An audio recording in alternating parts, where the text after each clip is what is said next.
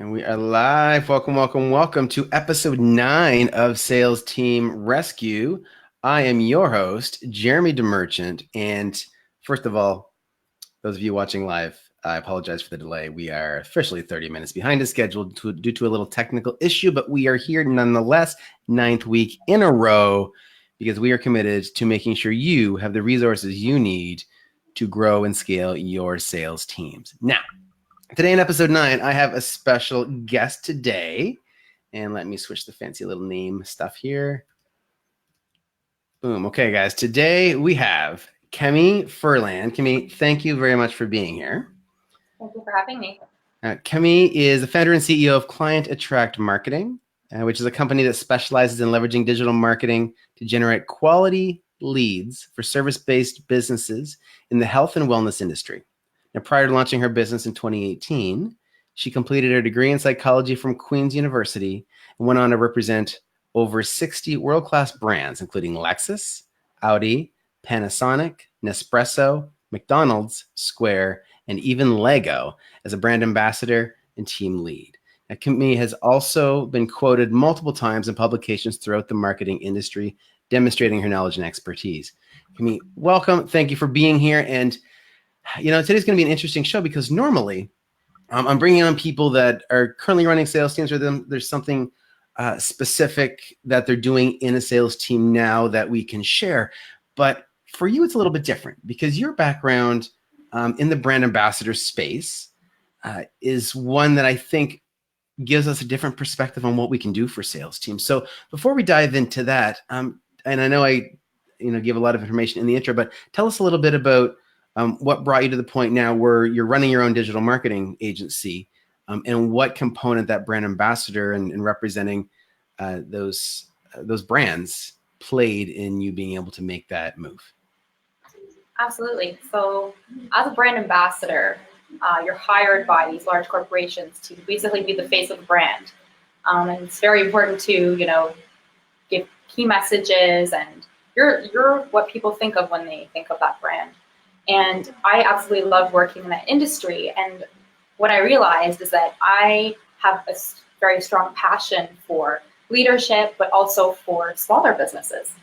And so after working in that space for a little bit, I decided it made sense to start my own company, where I'm working with smaller companies to help them drive their marketing, their sales.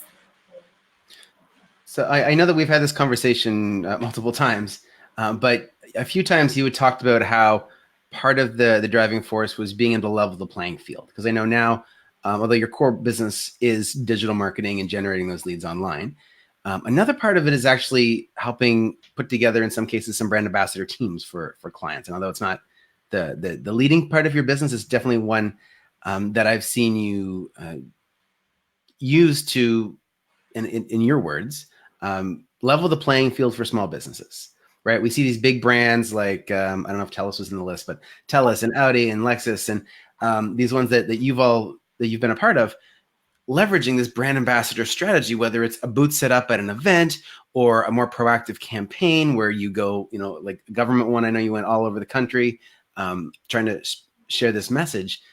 This is what big brands and even governments can do. And this is something that is really tough for small businesses at that scale, because large businesses invest a lot of money, and like millions, right? We're talking. Yeah. And I think that this is a really great way that smaller businesses can use some of those big business strategies, but do it in a way that's not going to break the bank for a business that's been around for a few years, right? I mean, I know the strategy might not be one for someone that's just fresh out of the gate day one, because it's an investment. You've got a team of people there. There's training and these things. And I want to dig into that. But I love the idea of allowing that piece to become more accessible to the average small business owner. So I think that's great. So if we go back to when you were running the larger teams, and I think I saw that you ran teams as big as 15 people at one point. Yeah, it really varies. And so depending on the company that I was representing, depending on the contract. So a lot of these are very short term. We're talking like, maybe 3 days of work, or maybe it's a week. The teams can vary. Sometimes it's you and another person, but often it's a bit bigger, maybe 5. And I have had teams, 12 to 15 people. And as a team leader for that, it's really, really important to, to lead by example and to really motivate the team based on your experience in that industry and your experience and of, being outgoing and really communicating with clients. I mean, that style of marketing really is face to face. You're there in person and you're the person that other people walking by. So it can be a trade show, it could be a sporting event, it could be, we call them activations. So essentially it could be in a mall where you're representing a company and you have a little activity that you get them to do. Being able to engage with them is really important. So then as a team leader for that, making sure that everybody's feeling like they know what they're doing and they're excited and they're outgoing and they're really engaging with people. So, and that brings up an interesting point. So in traditional sales teams, we've got a team of whether it's 3 people or 30 people. And there's a relationship that can be built, a team dynamic that can be developed. But in what you're talking about, you might have somebody, like a group of people who have never worked together ever, and they're coming together for a day or 2 or 3 or 4 or 5, and they may never work together. They may never work together again. What does that do to the dynamic? Like what challenges have you seen with in that scenario? Yeah, absolutely. So sometimes you'll have, a team of people, and some of them, are experienced. They've represented lots of companies. Sometimes you have people that it's their first time representing this particular brand, so they're not as comfortable with the material. But yeah, the short-term aspect of these contracts, in a leadership position, it's really important to make sure that everyone is on the same page, and getting to know each other. The people that tend to work as brand ambassadors tend to be quite outgoing because of the nature of the work that we did. But it's still really important to make it a team, even if it is only for a short period of time. Gotcha. So when you are leading these teams, do you normally have like previously, I know in your business, obviously you choose your teams now if you want to bring them on for clients. But in the past, did you have any say in hiring, or were you just given the team because the larger company was the one that chose them? Well, in some cases, yeah. In some cases, the client actually wants to choose who's coming on board. It depends. And I was working as well with larger marketing companies, and so they had a lot of the say. But when you're working with somebody as a team leader, you are responsible for providing feedback on performance of your team. And so that does help to inform people who are maybe sitting in a corporate office, which people are really doing a good job and which ones need a little more training. And yeah, so it's maybe not immediately that first hire, but it is about monitoring performance. Gotcha. So, and again, to bring it back to sales teams, like KPIs, these key performance indicators, are really, really vital. And often we look at things like sales, revenue generated, your conversion rate, things like that. But in the context of brand ambassadors, it's different, right? This is more of marketing than it is sales, but there's still these KPIs that you do the judging on, and even you're judged on as a team leader. Tell me a little bit about that and what they look like.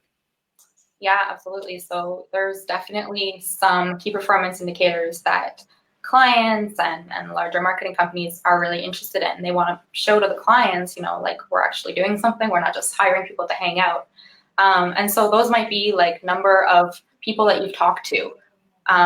So it might be number of free promotional items that you've given away. There's sort of a qualitative side and a quantitative side. The other side, I guess, it would be comments. A lot of the reason that these big companies want to have people on the floor representing their brand, it's not just to communicate key messages, but also to receive feedback. And what people say to my team, it's actually very important. So, you might have some negative comments about the brand, right?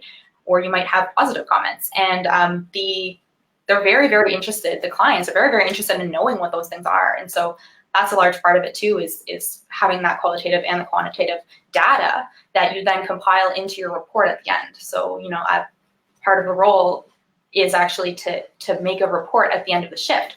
And that might be a new report every single day. If you've got a 2-week activation, you might be actually doing a report every day, and then maybe a final report at the end. So there is kind of that other side of it where you have to measure the performance of the people. It's not based on sales, right? But it is sort of that first step in the sales process, which is sort of the exposure. The companies that we're representing are well known, so most people are familiar at least with what they are, but they might not know those like little details. If you're representing, for example, representing like a Volkswagen or a different car company like that, people are going to have lots of questions.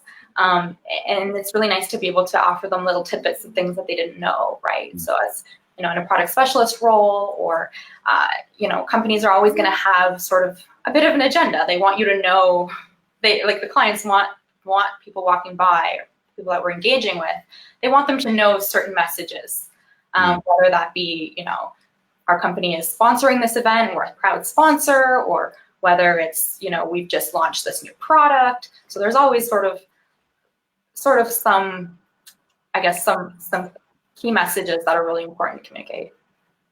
Gotcha. Now I'll be transparent. Camille once pulled me into doing one of these activations with her, so I got firsthand experience. Yeah. I won't say who it was for, but it was an app, and some of the feedback we got, for example, was some people didn't like that they didn't have service in certain rural areas, and so that's an example of really good feedback that the client would really want, because then depending on how many areas they're talking about, they can gauge if they want to expand their service area or not, right? Yeah.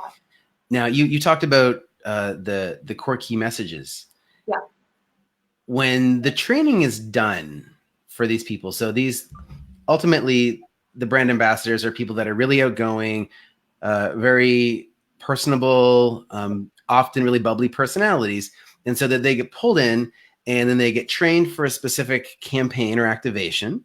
And then they may never work on that activation again. Like it may be, they're going to go on to the next one, right? So very similar to like we had Jim Padilla on in episode, I think it was episode 3.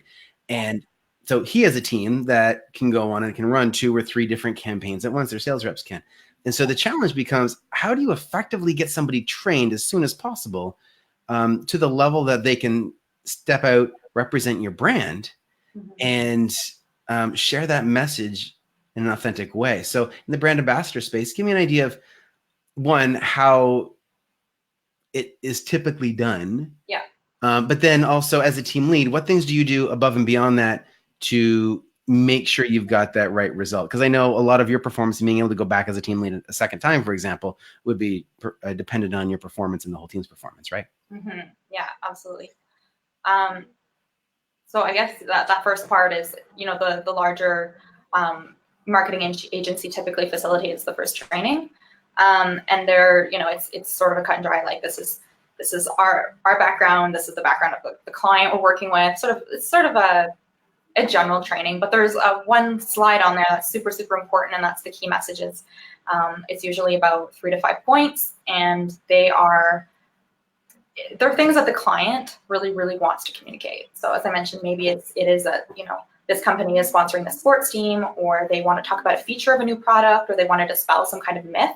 So they're going to have some kind of little sentence. Now, as a brand ambassador, you don't want to just be, rote, like listing them off. It is very important to integrate them into conversation. And I'm sure that, in a lot of more traditional sales, that's probably also the case. You have certain things that you want to touch on. So as brand ambassadors, that's another thing, right? Being able to make that flow in the conversation, being able to touch certain points, but not reading a script, right? You're engaging with people one-on-one, or in groups, but you don't have a paper in front of you, and you shouldn't. And if you do, then you got to work on that. But as a leader, what I would do, because the training, it might be a few days before, it might be a week before, and yeah, like you said, like all of these brand ambassadors, they're often juggling a whole bunch of different contracts and might be representing a car company at the same time, and then the next day they have an app, and then the next day it's a bank, and then the next day it's alcohol company, and so there's so many things to keep track of. Especially if you're representing 2 competitors, which often happens. You got to keep your facts straight. So there's a lot of learning that happens. And so one thing that I've that I will do with a team is to really make sure we get time for a refresher before starting the shift.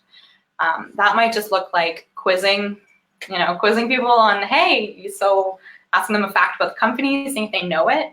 The role as the brand ambassador leader really is you need to be the expert in it.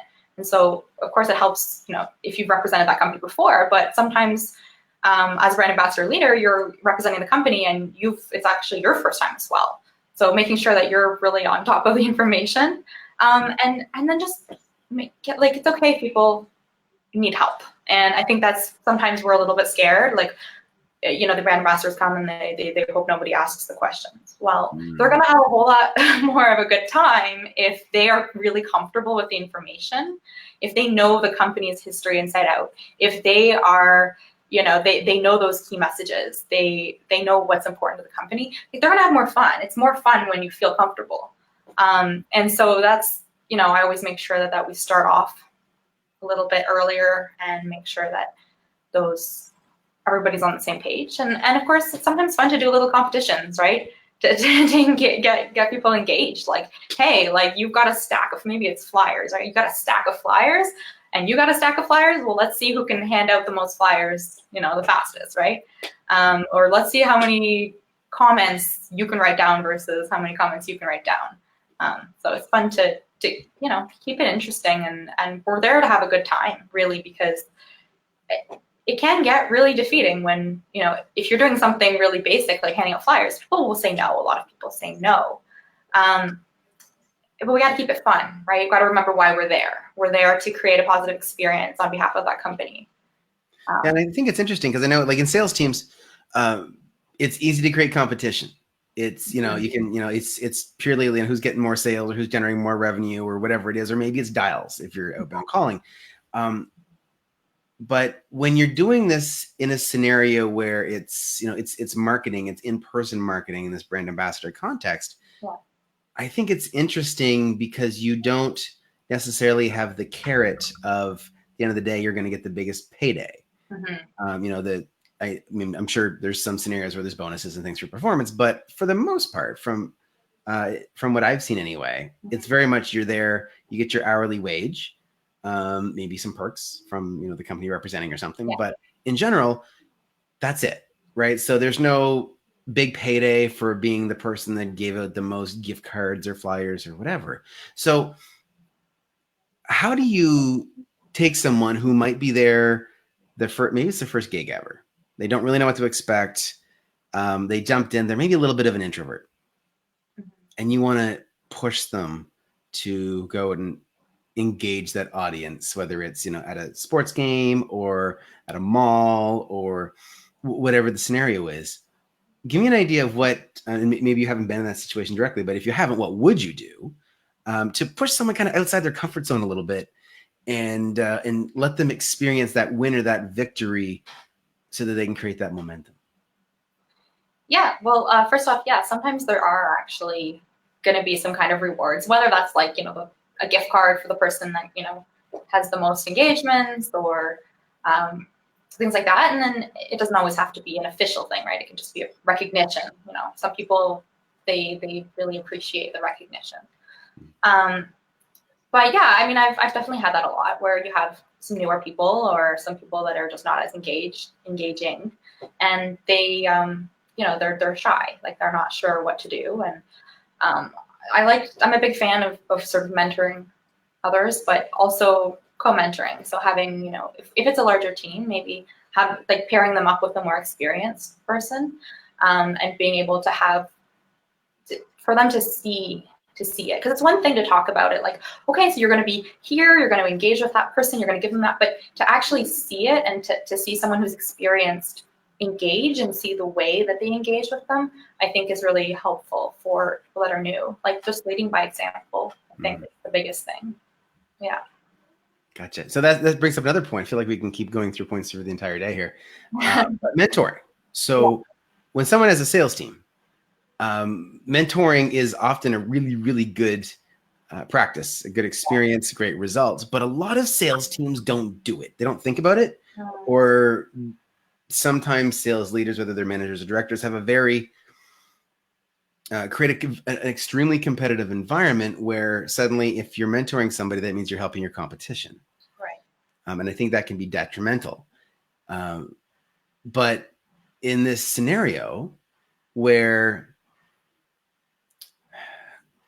I think that there's obviously an experience level that you can pass on and help people get up to speed. Is there anything you saw specifically in the mentoring situation that you think absolutely is a must? Whether it's things like things that can apply directly to a sales team. I know we're both in Toastmasters International as well. So there's mentoring in there as well. What did you see in the brand ambassador environment that you think could be a message that you can pass through to sales teams in any other scenario?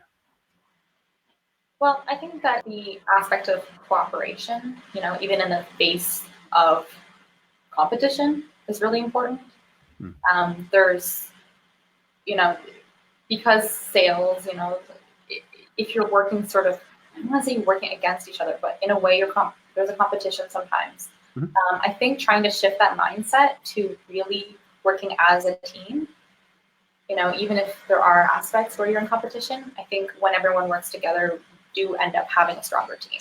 So instead of trying to, hoard your little secrets and things that work really well, like if you're able to share those with the team, it just lifts everybody up, because then they share something and then it lifts you up. So you all end up performing much better.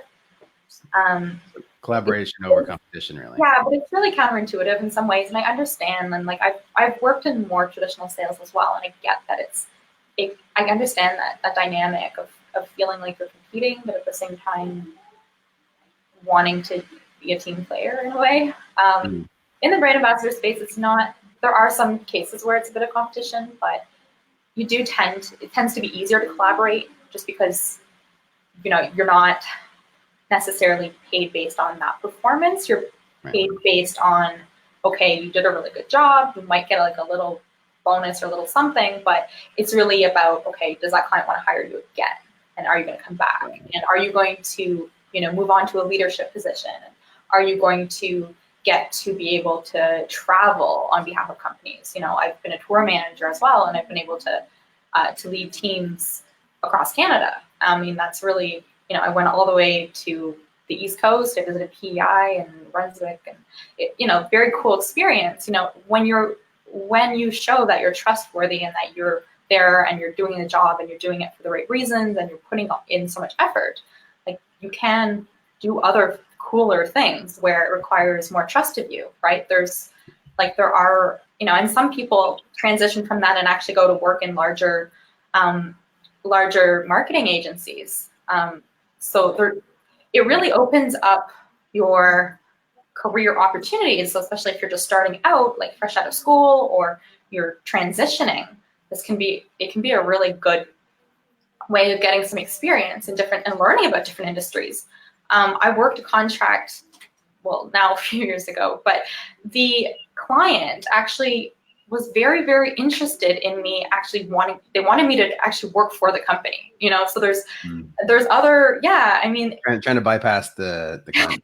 Well, in a different role, right? Okay. Not, they weren't trying to poach me, but they had other roles in the company, and they actually trying to say, like, they wanted to see if I was interested, you get to meet people who are, who are influencers in that company. And so, the clients, they just want what's best for the company. And so if they see somebody and they're doing an amazing job representing the company, they believe that you really believe in that company, right? It opens up so many opportunities, and I've been able to explore so many different, and I mean, I'm sure with traditional sales or anything like that, you're being exposed to so many different things, and the learning curve is, you have to learn quickly. You have to be able to adapt. You have to know how to take information and how to embody it and become it. So, wow. Yeah. I think that's a huge point, that you've got the opportunity. Not only do you need to make a lot of connections and you need to learn things very quickly, but when you can really stand out, when you show up, and I talk a lot about this to the teams that I'm running, when you show up, like you're all in, you're fully engaged, people notice. Yeah. right? Yeah. And then there's opportunities for whether it's promotion within the company or whatever the other opportunities might be. I think it's huge. Awesome. So we're running short on time. And before we jump into the lightning round, I want to ask one question, which is, how did this experience segue into your current lead generation business, your digital marketing? Yeah. So out of school, after completing my degree in psychology, I decided, okay, I went, did some stuff abroad a little bit, and then I came back and I was trying to find some work. And so I stumbled across some of these gigs, and it, it became a full-time thing. It doesn't have to be, and that's why it's a great job to take on, part-time when you're in school, that kind of thing. But I ended up doing it pretty much full-time. And what I learned was that these companies, these large companies, they actually outsource a lot of their marketing. And that made me realize, because I didn't study marketing, right? So I didn't really realize that that's a whole industry, right? It really is. There's these companies that exist and they just focus on that one piece. And I think that's, really cool. So when I was doing that, I was able to see the strategies that all these different big marketing companies that work with the world-class clients, I got to see their process for training. I got to see their process for just the thought process behind why they're doing things, like what they're trying to get people to see, what they're trying to get the consumer to see, in terms of like the design of things, in terms of who they're choosing. It was very interesting. It was basically peeking under the hood and being able to understand the industry as a whole. And that really motivated me to want to start my own thing. And I have a huge passion for traveling. And so I realized that I didn't want to be there in person every day. Even as a team lead or as a tour manager, I had to be there physically. And so I figured there's got to be a better way to be able to change and help businesses grow without me having to physically be there, and me being paid hourly, right? So there was that part of it was okay. I could hire people. I could still have people under me that are working, that are representing companies, but I would still have to be managing them. Mm-hmm. And so this kind of evolved into digital marketing for me and into the lead generation, where don't get me wrong, it's a lot of work, but I don't have to physically be anywhere. I mean, right now I'm in my office, but I could probably be in bed doing work, and I shouldn't. But there's a whole lot. It's a very different dynamic, and I guess that the smaller businesses, they are the ones that really need my help. They're the ones that don't have the multi-million-dollar budgets for marketing, but I can use that expertise I've learned and I can apply it to these smaller companies. So really what we're saying is, if someone watching this is a service-based business in the health and wellness space, and they've got the sales side figured out, but they need more leads, mm-hmm. clientattract.com.